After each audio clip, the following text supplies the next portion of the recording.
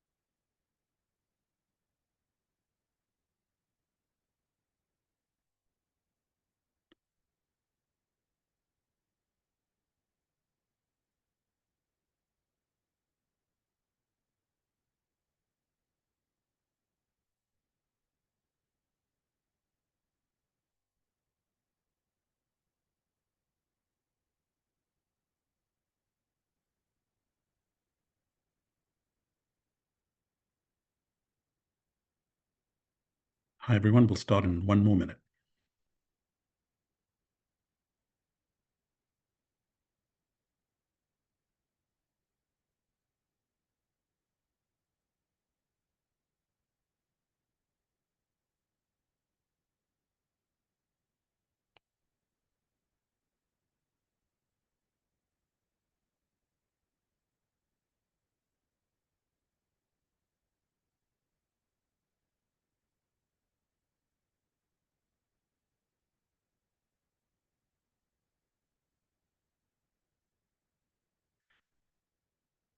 Welcome, everyone, to our October Grand Rounds. And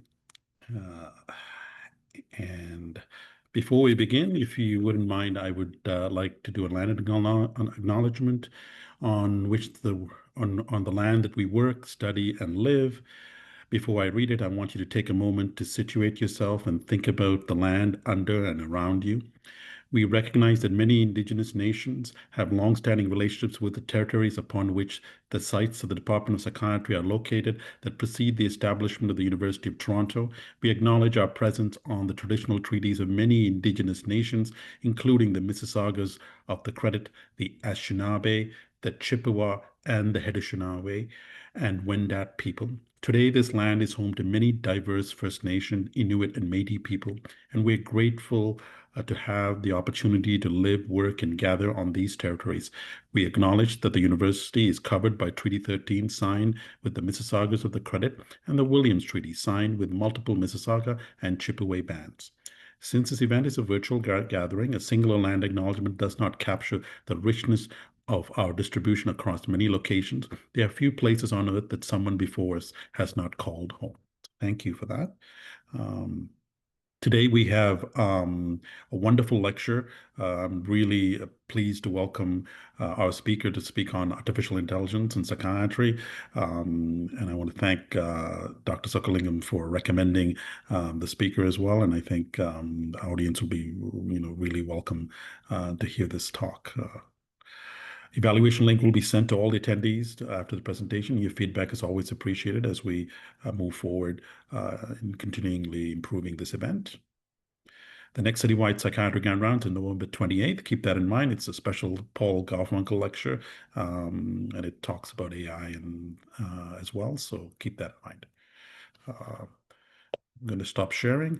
I'm going to introduce Dr. Sanjeev Suckerlingham. Most of you know him really well. He is the Chief Medical Officer for CAMH and also our Vice President of Education of the department, as well as CAMH as well. So without further ado, I'll pass it on to Dr. Suckerlingham.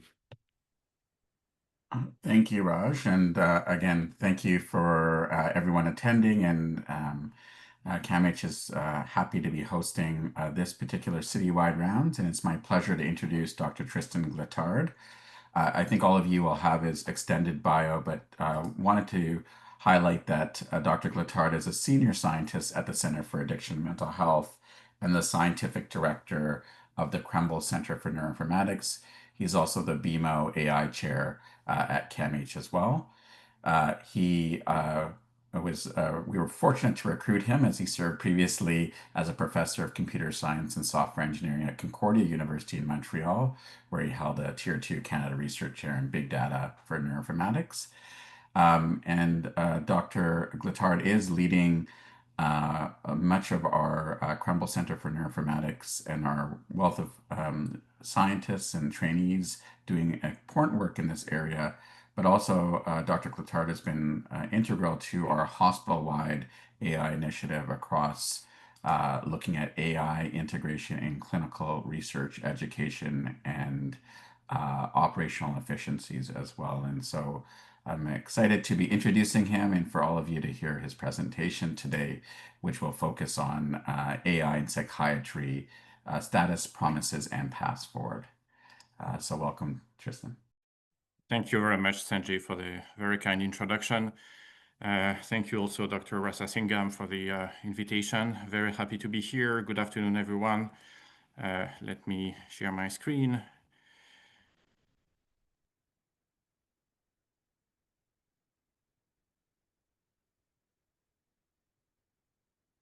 Oops, sorry.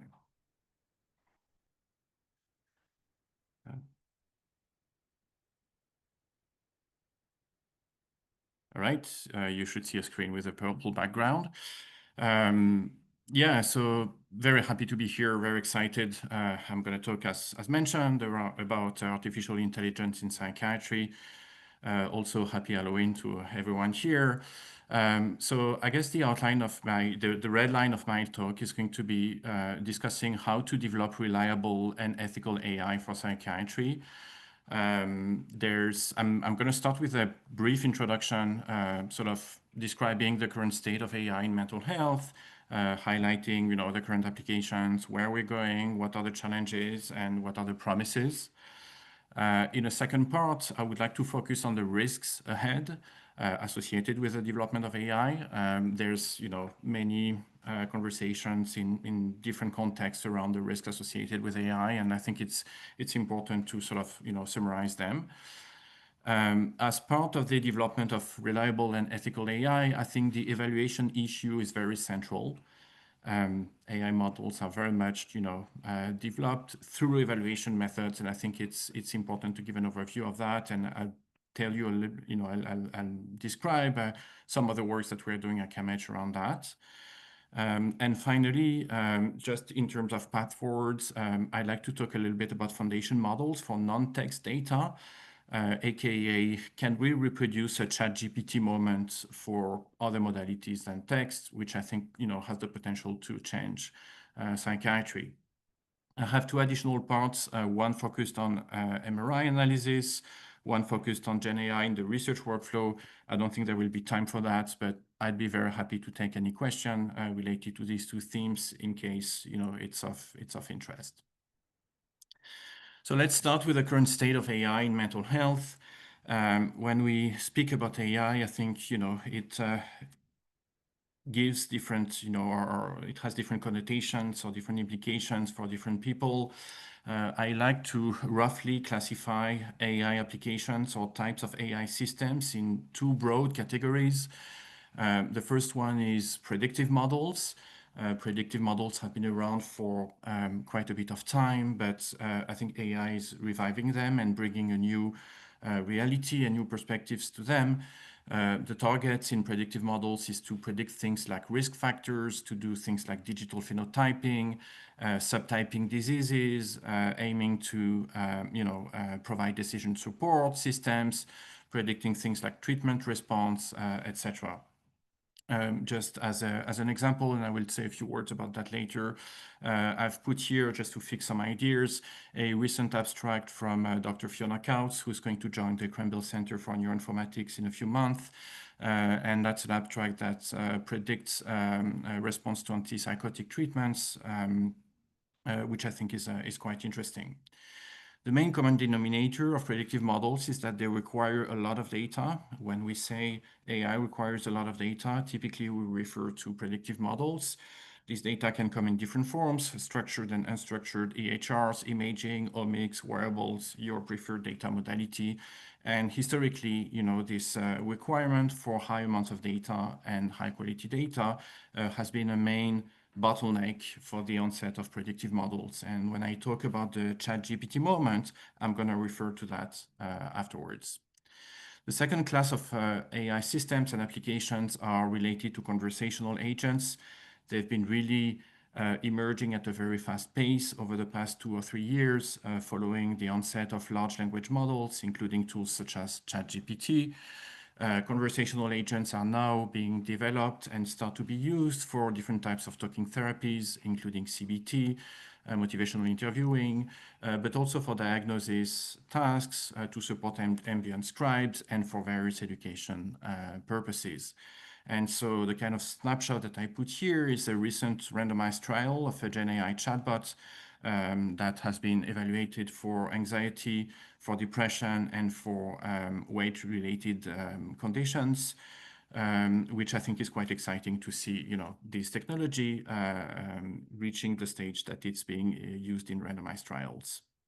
And so, in contrast with predictive models, the main characteristic of this class of applications is that they rely on existing technology. There is no need for large amounts of data to train models from scratch. Data is mostly required for evaluation and configuration or prompting. And so these technologies rely on existing commercial technologies that can be either proprietary or open source, but things like OpenAI's ChatGPT, Meta's Llama models, Google's Gemini, Mistral AI, and also open models available through tools like Ollama. So let me start with predictive models. So I've put here quick snapshots, summarizing recent reviews of predictive models in psychiatry that were published in the past couple of months. There is a rapid onset of such reviews these days. So essentially, the main framework is to start from existing large data collections that can come in different modalities, develop models from that, train models from that to identify patterns to predict different types of variables. And there's multiple technologies to do that. I'm not going to enter into many details, and then these models can eventually, predict some target variables.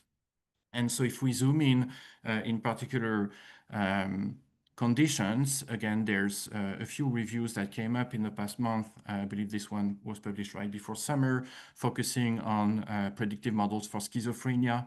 But I think, these classes of models apply to depression as well, to other conditions as well. The review identified 3 main types of applications of predictive models for diagnosis. So doing things like, detecting the disease, early identification, evaluation of the disease, prognosis, including predicting treatment response, both at the population level and at the individual level, and also treatment, although arguably this is a little bit more premature, but different types of models that aim to design potentially new treatments for the diseases. And so there's often questions around, whether these models will replace clinicians, how will it fit in the clinical workflow? I think there is, quite some consensus around the fact that these models are predictive models will be used and are being used for decision support, so as a complement to the physician. And so one of the prospective sort of vision that we have at CAMH around that is the development of AI-powered dashboards, predicting different types of disease-related variables. So here, for instance, treatment response, providing a confidence score associated with these predictions, possibly some explanation on the score, and all this being powered by models trained from different data sources, the patient medical history, and literature. And so to give a bit more of concrete examples, I'd like to highlight the work of my colleague, Dr. Diane Felsky at the Krembil Center for Neuroinformatics. That's a project which is just starting. It's called BARD, for Biotype Assigned Augmentation Approach in Resistant Depression. And the goal is precisely to predict treatment response in resistant depression. So Dan and the international team in this NIH project is developing predictive models combining imaging, clinical variables, omics, as well as biosamples to predict the outcome of depression treatments. And so the idea is to do that at a reasonably large scale to evaluate the benefits of these models for treatment response prediction. I highlighted this abstract in my intro slide from Dr. Fiona Couts that's focusing on prediction of antipsychotic treatment response. I just wanted to throw in some numbers here to sort of give an idea of the sort of performance which is available and produced by these models these days. So the balanced accuracy, which is a common metric used to evaluate machine learning models that was obtained in this abstract, is in the order of 65%, which is in this case higher than chance, but also I think acknowledges the room for improvement for this type of models. And that's, of course, different problems and different contexts are specific, but that's the kind of performance that we see across the board for this kind of predictive models these days. Moving on now with conversational agents. So I mentioned, the first randomized trial of a generative AI chatbot for mental health treatment. So it looks like, a typical chat application that most of us are using now almost on a daily basis. It's been configured to implement CBT, cognitive behavioral therapy, and it's been tested as an intervention in for three purposes: major depressive disorders, anxiety, and weight concerns. And in all three cases, the intervention was shown to improve the clinical scales post-intervention and at a follow-up of 8 weeks, in these three conditions. So I think that's very exciting to see that technology can indeed have a validated and proven impact. I think we should remain also very cautious about the onset of such chatbots. I've just screenshotted here an example of a response letter. I think there's been a few other discussions around this paper. One of the concerns, for instance, was that the control group used in this paper was waitlist control. There's also a few other methodological limitations, but I think it's interesting to see that these chatbots and large language model based tools are being now used in RCTs. I also want to highlight a work done by the team led by Drs. Peter Selby and Jonathan Rose at CAMH and U of T around chatbots for smoking cessation. So I won't enter too much into technical details here, but one thing that I find extremely interesting when we think about developing reliable and ethical AI for psychiatry is their evaluation approach and their safeguarding approach. The development of this chatbot includes observers, which are themselves based on large language models, and that can sort of monitor the conversation going out between the clients and the counselors, the digital counselors, to highlight, different possible risks, issues, and steer the conversation accordingly. And I think this approach to safe conversational AI is extremely interesting. And so if you're interested, by this, the chatbot has also recently been shown to influence the various motivation scores of smokers around quitting smoking. When we talk about conversational AI, we can think about interventions, as I've just highlighted.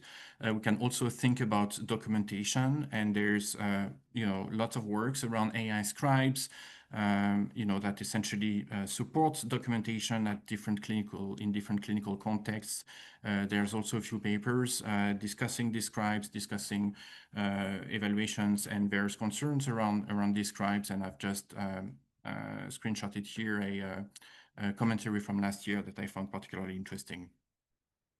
Finally, when we talk about conversational AI, or rather large language models, these models are also being used, and mostly in research, as far as I know for now, for triage applications. And so that's an example of a triage tool developed by collaborators in Oxford, UK, that use large language models to process the history of electronic health records and a referral to support digital triage. And so they were showing that they obtained performances which were,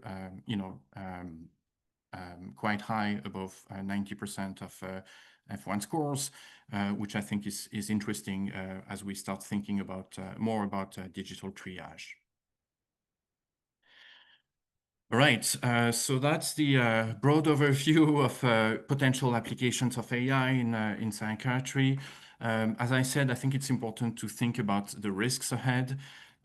So for the anecdotes, that's a picture of my son contemplating, the rainbow of AI applications in the French Alps, but also looking at the risks which are accumulating ahead. And so I think this is, important for us collectively and for when we develop AI to think about various types of risks. And so I've listed here, risks that can occur at different levels. Of course, data privacy is paramount, but also different ethical bias, equity-related risks, also risks related to shortcomings in the evaluation of these models, explainability. I'm going to speak briefly about the environmental impact, and of course, all that is also contingent on legal and regulatory risks. And so when we talk about biases in AI models, this is something which is, not specific to healthcare or psychiatry. For the past 5 to 10 years, there's been, multiple papers that have highlighted biases in AI at different levels. The baseline is that AI models tend to amplify differences and therefore biases in the data. So here I've highlighted, I think, a screenshot from a blog that I found quite useful, which highlights the biases embedded into stable diffusion models, which are models used for image generation. So I don't think there's many applications of these models in psychiatry yet, but nevertheless, so highlighting, for instance, if you ask these models to generate images, so in this case, color photographs of a lawyer, the distribution of skin tones is biased towards clearer skins, and the distribution of genders of the pictures generated by the model is biased towards men. While if we ask these models to generate color photographs of a housekeeper, we have essentially, the inverse direction. So the distributions tend to be of skin colors tend to be more biased towards dark skins, and the distribution of genders tend to be more biased towards women. And so I think that's, an example that sort of reminds us that, biases may be embedded due to multiple reasons in these models. And so when we look in psychiatry, how this may instantiate and materialize, I'd like to highlight the work of my colleagues, Drs. Marta Masley and Laura Sickstrom at CAMH. That's a paper that was published a few years ago, or earlier this year, actually, around the risk of violence risk assessments in acute psychiatric care.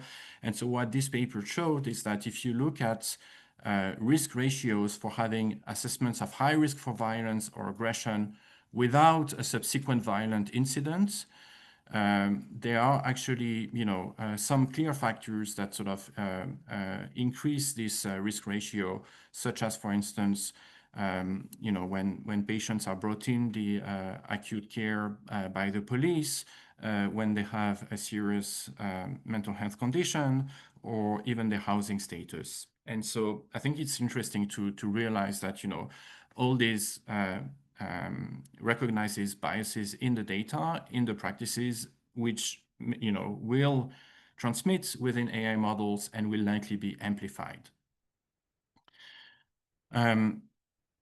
So moving on, I wanted here to give a concrete illustration of how such, in this case, sex differences, sex biases may materialize in actual AI models.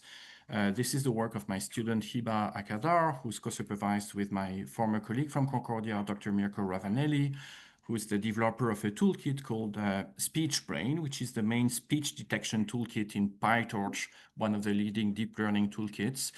And so Hiba's work is on the detection of Parkinson's disease from speech samples. And so she has looked at various models, at various data sets, and she has particularly highlighted sex differences in, in the performance of such models. And so what you can see on this graph in magenta/pink, you can see the F1 score obtained on women samples on different data sets and using different models. Some of these models are foundation models, and I may, describe what's a foundation model later. Some of them are classical machine learning models, such as random forest.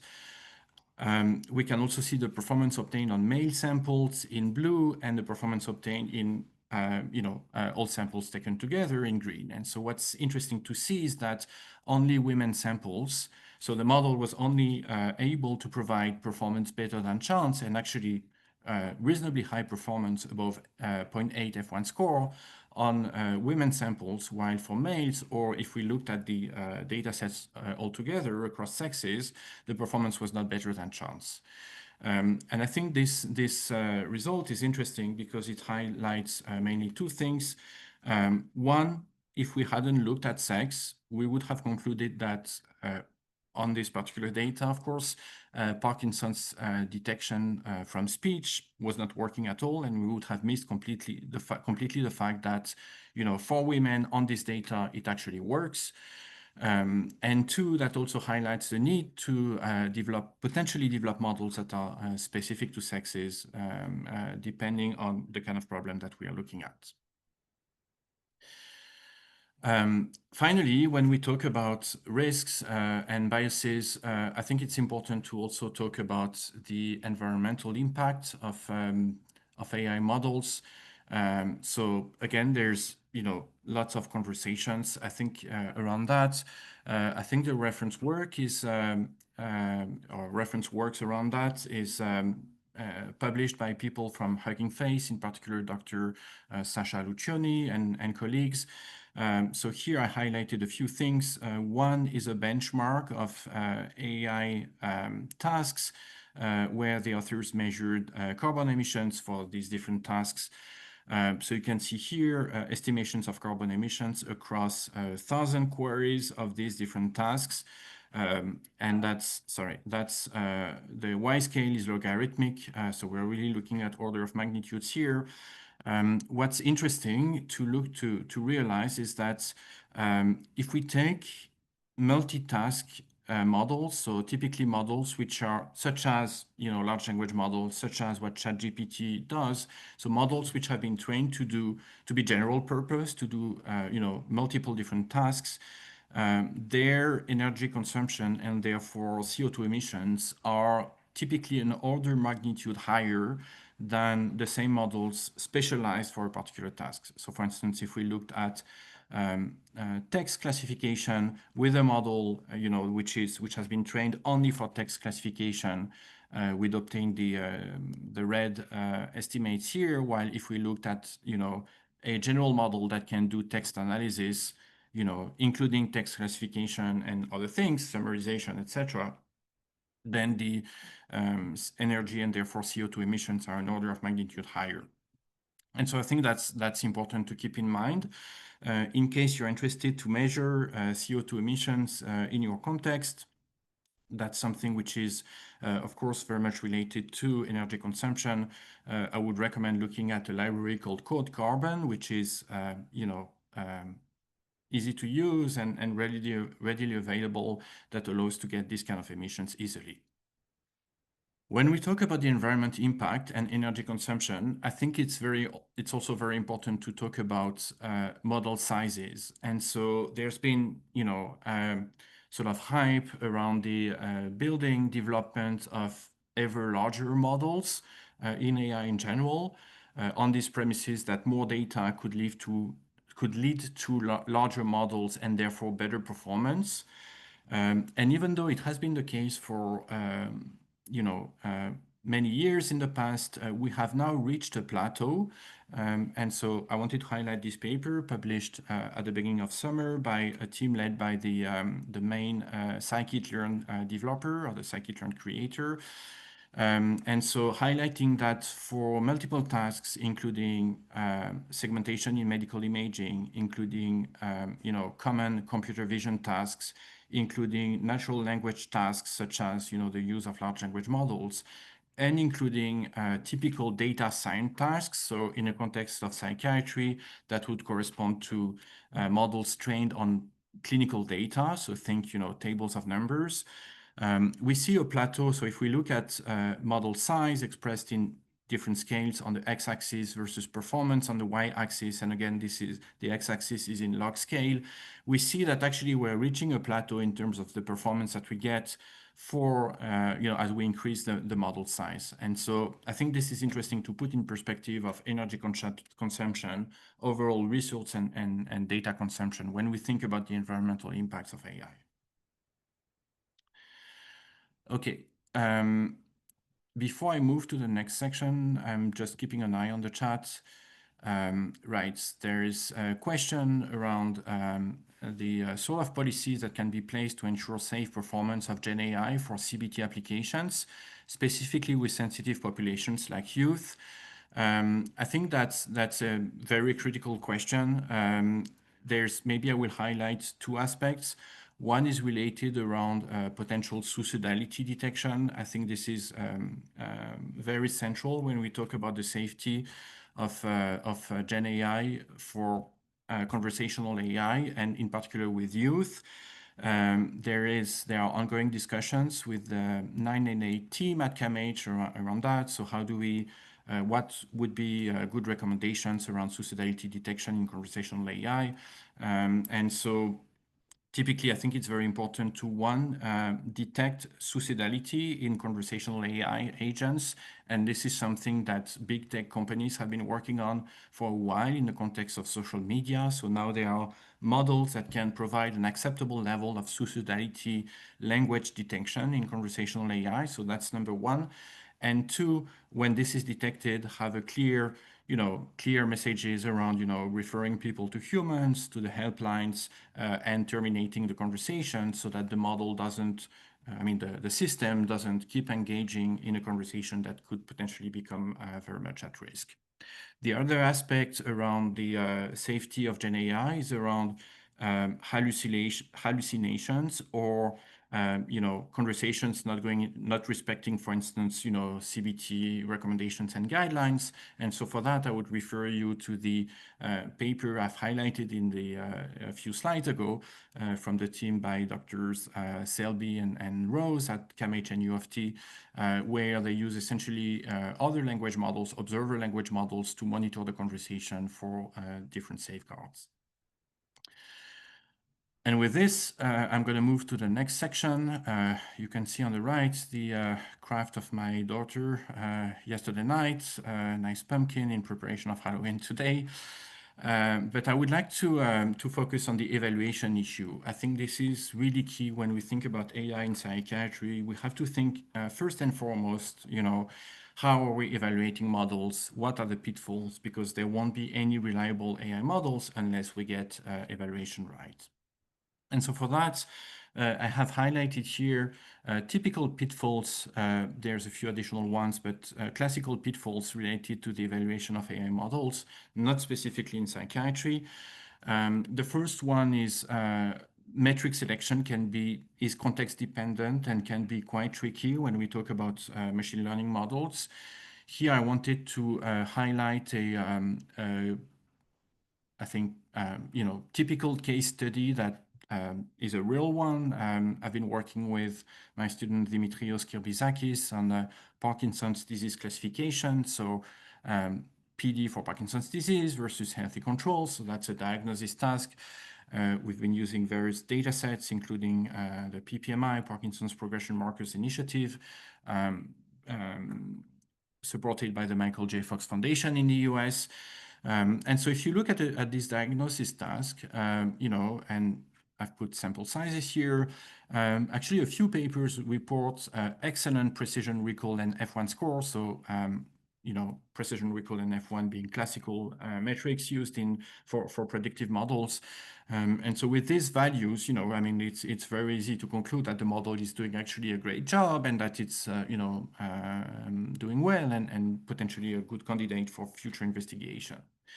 And that's possibly you may find this example naive, but I think it's still very much present in the literature. If we look at the confusion matrix, so comparing predicted classes versus true classes for this particular model, and with these numbers, we realize that actually the model is very trivial. It only predicts the Parkinson's class, and due to class imbalance, this is how we get to perfect recall, high precision and very reasonable F1 score.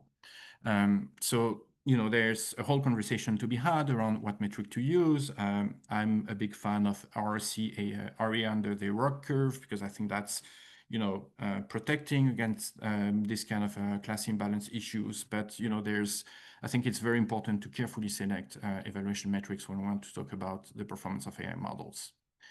The second thing I'd like to highlight is that chance models are very often provide a good illusion of performance, actually have reasonably high performance. This is still the work of my student Dimitrios, looking at sex classification from MRI here. So 3 columns are 3 different pre-processing of MRI images. The 2 rows were different models, convolutional neural networks. And what I would like to highlight here is that the blue distributions, the blue histograms on each of these vignettes are actually null distributions. So the distribution of chance performance on this task. And what we can see is that, sorry, the font is a bit small, but the AUC that we get, that chance can get, is very regularly above 0.6, sometimes approaching 0.7 in some conditions. And so that means that, when people report AUCs around 0.6, 0.5, even 0.7, of course, this is very much task dependent. We can actually, that could actually be chance performance. And I think that's something that which is very classically done in statistical analysis, in statistical testing. That's the whole point of it. But in machine learning, for historical reasons, statistical testing is not very often done. And I think that's very important to compare whatever performance result that we get to chance performance and compute p-values and the whole statistical artillery from that. I don't really have time to go into full details around model evaluation pitfalls. Data leakage is obviously regular and very common issue actually that can hamper model evaluation. So for instance, it's very common to do data normalization, to do dimensionality reduction, sometimes to oversample the data to, when we have underrepresented classes, that type of things, that very often leads to data leakage, which artificially inflates performance. And likewise confounds, although that may be a bit more classical, but are also commonly seen in the evaluation of AI models. So how do we overcome that? How do we overcome the fact that there are multiple, sometimes very subtle pitfalls associated with model evaluation? Well, our approach at the Krembil Center is actually to separate model development from model evaluation. So to address these issues related with model evaluation, we have launched on September 1st, a large initiative with collaborators from the Chan Institute in New York, from UHN, from the University of Toronto, from McGill in Montreal, from the Temerty Center for AI Research and Education in Medicine, and from CNRS in France. So it's an initiative called the Brain Health Data Challenge Platform, where essentially our goal is to say we are not going to focus on model development because there's many people in the world that can do that. The data science community is large and growing, but we are going to focus on the definition of impactful problems and the evaluation of these models. And so the whole idea is that by decoupling model evaluation from model creation, model developers don't have a skin in the game. Evaluation is independent, and therefore we can objectively address the kind of pitfalls that I was describing right before. And so this is related to the onset of AI challenges, which have been, sort of appearing and very instrumental in the onset and development even of AI itself. And so maybe some of you are familiar with a platform called Kaggle that essentially has specialized into the organization of these competitions, that essentially expose AI problems to the broad data science community, fostering global participation, competition, blinded evaluations. And so you can see here an example of our colleagues from the Chalmers Institute. The important thing on this slide is to look at the participation that they got on these challenges. So more than 2,000 participants from close to 2,000 teams submitting more than 38,000 different models to try and address this task here, this problem, which was related to the detection of sleep states from EEG. And so in such challenges, you typically end up with a leaderboard where, the different solutions are scored and ordered, hopefully as objectively as possible. This, of course, raises, when we want to do that in a healthcare context, this raises all sorts of issues related to data privacy and ethics. And so that's, the primary goal of this Brain Health Data Challenge project is to address these issues and develop a platform that would allow, to organize and to support the organization of such challenges in a mental health context. And so why is it useful? Why is it interesting to do that? I think I've already hinted at that, but I wanted to, cite this, I think, important foundational paper that reported on the organization of an AI challenge a few years ago, which was focused on the detection of autism from MRI. I think what's really interesting is to look at this distribution of ROC AUC performance across the different models, predictive models that were submitted in this challenge. So at the top of the graph, you can see the performance obtained by, on the public set. So typically, what model developers would see and would obtain when they train their models on their sets. When you look at the orange distribution, this is the evaluation that was, done independently by the challenge organizers through the platform. And so we can already see that, outliers, and in particular on the right side of the performance, were sort of filtered out by the objective challenge evaluation, and that in general there was no clear association between the performance obtained on the public set versus the performance obtained on the private set, which I think reinforces the need for for such challenges and the motivation for them.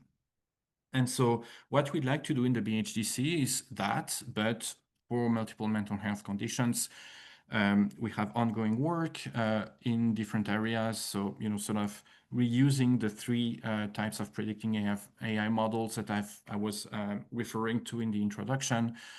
So challenges related to prognosis, so predicting patient outcomes and risks.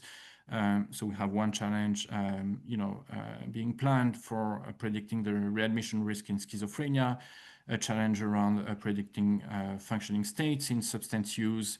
Then in the diagnosis sphere, challenges related to Parkinson's and Alzheimer's disease with our partners from UHN and McGill. And then one related to treatment identification for depression. And so our approach in this project is to, as I said, be as systematic as possible, define impactful problems. So it all starts with, a clinical question and data. And so many people have been involved in the different areas and are, leading the definition of these questions. Challenges are also a good opportunity to have a systematic approach to fairness. And so we're leveraging the work of Drs. Rasasingham and Martha Masle in this domain. We're also hoping to engage patients in the definition and thought process around these challenges. There are also, education aspects, because, if people are going to learn machine learning, they might as well do that using these challenges. Different tools are being developed to simulate data and therefore, address privacy-related issues. And of course, there's some ongoing developments around the technical platform associated with these challenges. And so if you're interested, keep an eye on it. Maybe you may be interested by the outcome of these challenges, or by yourself organizing a challenge using this platform, and would be very happy to discuss that if that makes sense. This platform is also building over the Brain Health Data Bank, which has been developed at CAMH for the past years, which is the institutional data repository. So most of the research studies at CAMH are being deposited in a BHDB, and sort of the vision is to sort of build on top of this BHDB to build a platform to support the organization of AI challenges using this data. All right, I'm looking at time. I think I may have 2 or 3 minutes left. So besides showing you this other pumpkin, this time from my son, I wanted to maybe conclude by sort of highlighting what could look like a ChatGPT moment for non-text modalities in psychiatry. I think we've all collectively been impressed or sort of, impacted by the onset of ChatGPT. That has really popularized AI, for text-related applications and modalities. And I think a question is, when, if at all, will a moment like this happen for, AI in imaging, AI in proteomics, genomics, or AI for, clinical assessments recorded and stored through tables. And so sort of the message that I'd like to give here is that the main issue that we have when we look at predictive models in psychiatry is the fact that the data sets that are available to us remain relatively small compared to what it takes to train performant models. And so, the big idea of ChatGPT type of models is that they have been pre-trained on large general data sets. So for ChatGPT, think the entire internet, and then fine-tuned on small specific data sets. And so sort of the vision and idea here is that, we would replicate this idea by pre-training models, not just on our specific psychiatric specific data sets specific to, let's say, treatment response, but pre-train them, on large databases such as, the UK Biobank or, large initiatives, and then specialize them to our particular tasks of interest. So the sort of goal is to move from the current model of which is very ad hoc, very bespoke, where each of us collect input data, and we need typically thousands of samples, extract features, that would be data dependent, but in imaging that's for typically regional volumes, cortical thicknesses, that type of measures.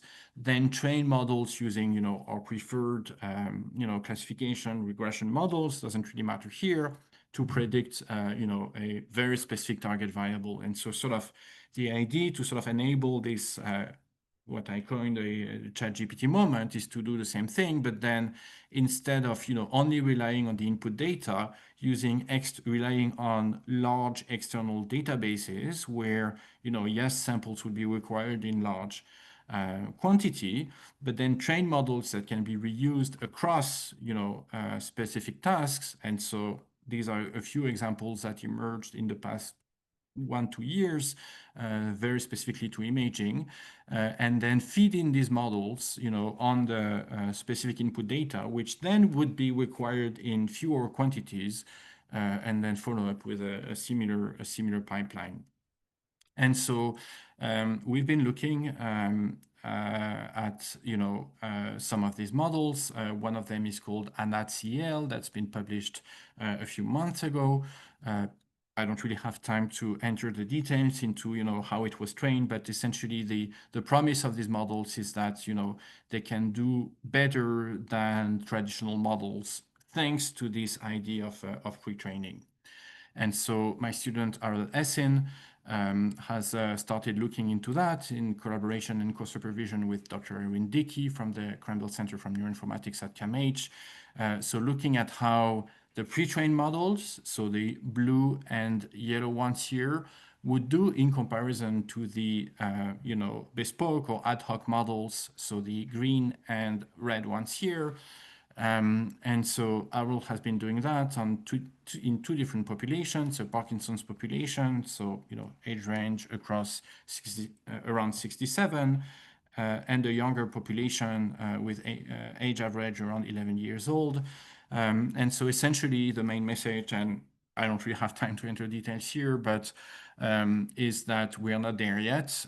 There's still, lots of room for improvement. In some cases, we are interested and hopeful that this blue curve here sort of indicates that pre-training was useful.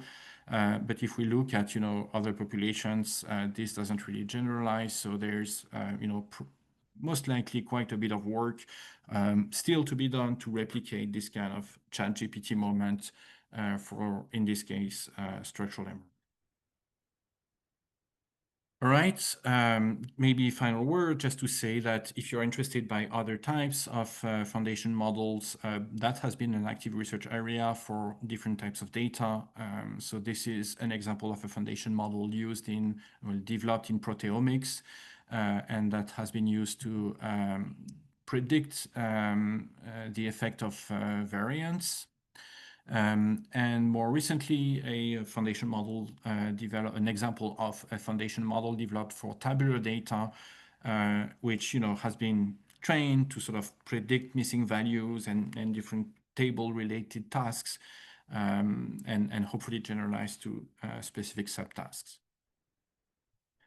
And with this, I'm going to end up here. Thank you for attention. Very happy to take any question. And also we are looking for postdocs. So if you know or are interested, feel free to scan the QR code. Thank you very much. Thank you, Dr. Glatard. Tristan, this is an amazing presentation, very thoughtful, and for our audience, and lots of thought-provoking questions that we can think about as well. I know it's a lot to cover in a short period of time, and thank you for doing a really wonderful job. Now, to some of the questions, I know you touched on this. One of the questions they were asking about is the, obviously AI and the impact on the environment, and sort of understanding the emissions, and how are companies trying to think about this, or how is the industry thinking about it, and any thoughts on that? Yeah, so I think companies have been historically mostly thinking about that in terms of power consumption, because power is obviously a big budget for these for data centers that power AI.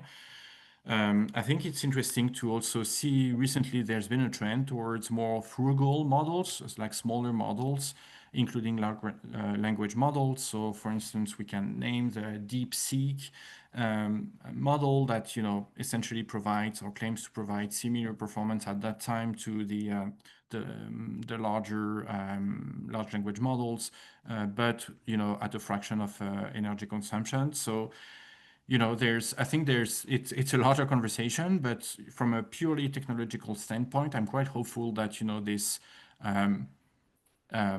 energy-related costs will be a good driver to also look at power consumption and CO2 emissions of AI models in the long run. Yeah, thank you. There's a question about, and they were saying that maybe in the early stages, but about the follow-up, any follow-up studies comparing AI models versus, clinicians and estimating diagnostic accuracy and prognosis. Any thoughts on that, or is there any data, or research that you've seen? Yeah, I'm not aware of any paper doing that. I probably should. But I think, that's that's obviously, like the human reference is obviously a good benchmark. And yeah, I would have to look it up. I can't name a particular paper on that, but yeah, I do think it's an important question and goal. Thank you. This question is kind of intriguing.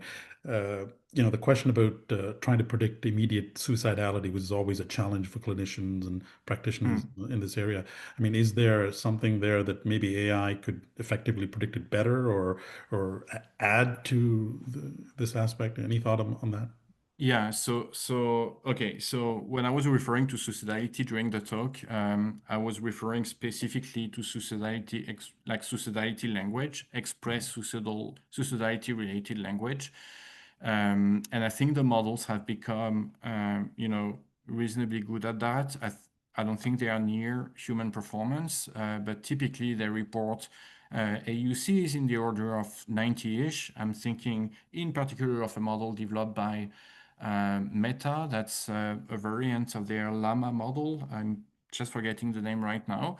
But yeah, that has been used, to detect suicidal text on Facebook and other Meta-owned social media. So I think, the models are doing reasonably well in this specific niche. Now, if it comes to, when it comes to clinical evaluation, I don't think there's been any convincing, publication related to that. Thanks. There's a question, and this is intriguing me too, where you were talking about triage systems and health systems and looking at, and I know Israel has it and some other countries are using it too. There was a question about this. What are your thoughts about that, and in general, and where are we going with that? Yeah, well, I think that's a conversation that has been recurring in many different contexts. I think there are a lot of opportunities to reduce wait times, to streamline triage through essentially classification models. I don't think the technology has been very bulletproof around that. What I've seen, has remained so far at the stage of, research papers. I'm not aware of any system that has been fully deployed and validated, but I think, this is certainly coming. There's typically two types of systems. The one for triage, the one that I highlighted was, pretty much very much based on large language models, which makes sense when we think of referrals. I've seen other systems which are mostly more built on traditional machine learning, so sort of more focusing on clinical variables used for triage. So yeah, I don't think the technology is fully there yet, but it's certainly coming. Thank you. Any thoughts on Therabot? That it's one of the AI platforms. So it's a question on that. Yeah, any specific question around that? So I think I've seen that, It's ready for public use. Yeah, they're asking about utility. Yeah. Yeah, so I've not used it myself. I know that the tool is available online. I'm not exactly sure of the conditions, but definitely the ambition is, for this tool to be widely available. So, yeah. There's some question about should there be some type of warning before the chatbots, AI therapist? I mean, is that something that's already been done, or is there something that needs to be done? What are your thoughts on that? Yeah, I think it's very important to think actually, more than warnings about regulation around the use of conversational AI agents in mental health.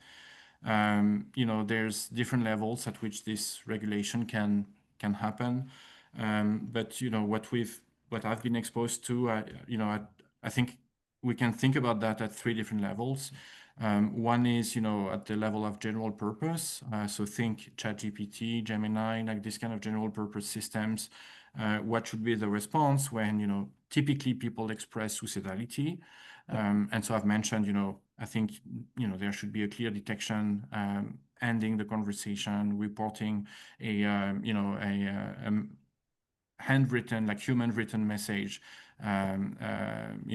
listing the helplines, etc. And I know that's something that Dr. Alison Crawford, who's leading the 998 initiative at CAMH, is actively thinking of along these lines.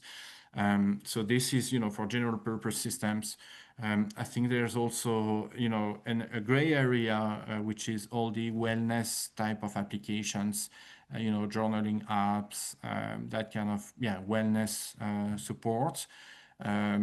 where there probably needs to be, some regulations around what these systems can do and cannot do, and how to use them and when not to use them. And then the therapeutic systems would be a third class where, I think essentially existing regulations around medical devices, have to be adapted and used in that domain. Yeah, no, thank you. This is always a debate about technology and interpersonal relations. There's a question about what are your thoughts about relational dehumanization in terms of AI and psychotherapy, especially when you're dealing with mental health issues? Yeah. Yeah. No, exactly. I think that's a very important aspect. I was reading and talking with colleagues recently about whether AI can establish a therapeutic alliance, and so I think that's an interesting conversation. I think it has to be weighed, and the trade-off is between access to care and human relation. I think there are huge opportunities, in improving access to care, providing 24/7 support, to people who typically, for multiple reasons, don't get support. And so I think there's an opportunity here, but of course the human factors remain extremely important and yeah, have to be like, we can't throw the baby with the bath here. So this Yeah. trade-off is very important. Absolutely. I do apologize. We have lots of wonderful questions, and if we don't get to them, please reach out to Anastasia at CPPD FactDef, and she can, transfer the questions to Tristan, and he can get back to you. There's an interesting question about people with lived experience have contributed to the work on this particular issues. Were they raised, when this work is being done? I mean, is that part of it?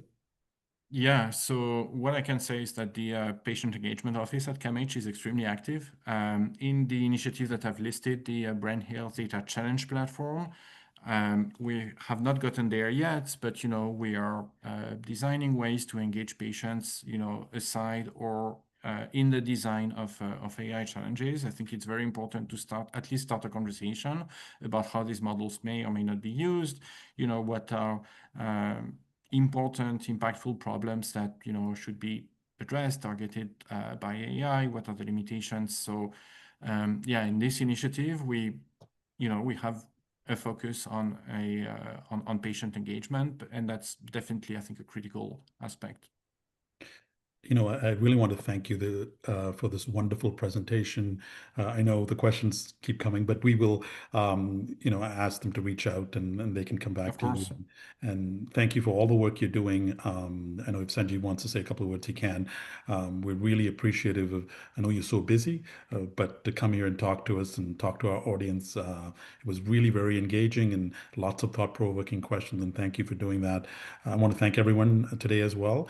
We're closing to the hour, and remember, we have another presentation in a month's time that you can consider attending as well. So thank you. Hope everyone has a good weekend. Take care. Thank you again, Tristan. My pleasure. Thank you all. Take care. Bye.